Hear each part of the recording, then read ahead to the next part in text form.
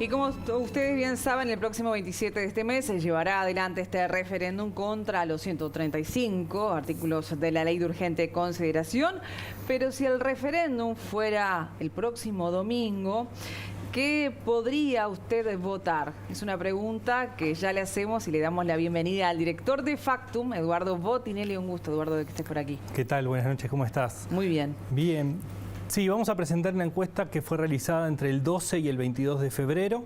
900 casos en todo el país, urbano y rural, con lo que hacemos habitualmente, combinando la técnica de telefonía fija y telefonía celular, mitad y mitad de los casos.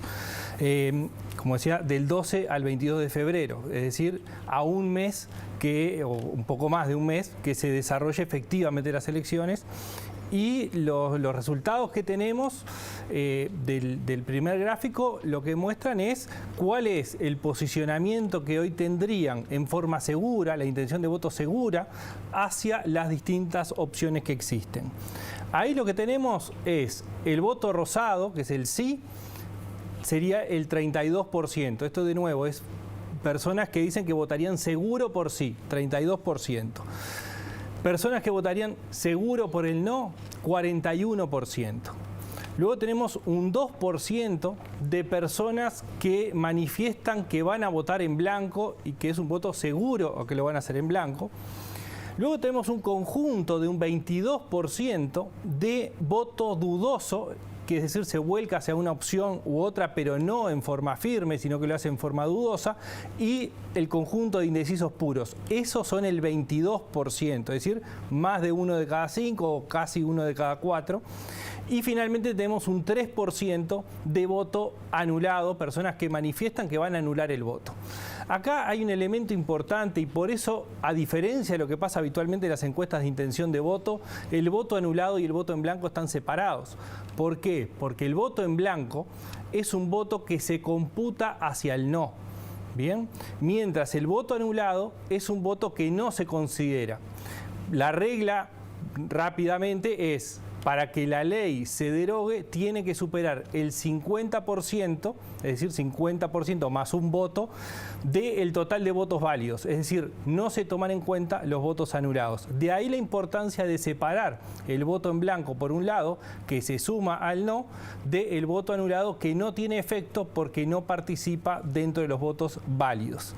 Bien, otra aclaración importante es que el voto en blanco se suma al no, pero los presentamos separados no porque el efecto final no sea el mismo en cuanto al comportamiento de mantener o no la ley, sino porque la lectura política es distinta según cuál sea el resultado final. Es decir, cuál sea el resultado final del sí y el no en sí mismos y cuánto el voto en blanco ayude o no a el mantenimiento de la ley, que es algo que claramente va a ser un análisis posterior. Y también el muestreo indica y habla de un potencial intención de voto. ¿De qué estamos hablando en este caso? Y también, ¿cuál fue el resultado que obtuvieron? Bueno, decíamos que había un 22% de voto dudoso. Bien, bueno, dentro de ese voto dudoso y de indecisos puros, lo que buscamos es cómo se aproximan hoy a las opciones existentes. Entonces, el siguiente gráfico lo que muestra es esas barras iniciales de 32% para el sí, 41% para el no. Bueno, cómo se comporta el voto probable, es decir, hay un 9% de ese 22% de voto dudoso que se vuelca hacia el sí. O sea, inicialmente se vuelca al sí o se volcaría hacia el sí, pero no es un voto seguro. Hay otro 8% que se volcaría por el no. De nuevo, no es un voto firme, sino que son personas que en principio se vuelcan hacia el no, pero no lo hacen en forma firme. Hay un 1% de ese 22% que se sumaría a el voto en blanco, es decir, que en principio están pensando en votar en blanco, pero no lo hacen en forma firme. Y de ese 22% termina quedando un 4% de indecisos puros. Esto no quiere decir que solamente el 4% esté indeciso. El 4% son indecisos que no tienen no se vuelcan hacia ninguna de las opciones. Después tenemos un 8% que se vuelca inicialmente hacia el no, pero con dudas, y un 9% que inicialmente se vuelca hacia el sí, pero con dudas. Eduardo, si tomamos en cuenta lo que ocurrió desde septiembre de 2021 a este febrero de 2022, ¿cómo ha evolucionado esa intención de voto? Bueno, ahí lo que tenemos es, sí, la evolución de 3 encuestas: septiembre, noviembre y esta de febrero. Ahí lo que vamos a ver es justamente cómo se ha movido el voto firme hacia las distintas opciones. Lo que vemos es, en principio, estabilidad, no hay grandes movimientos.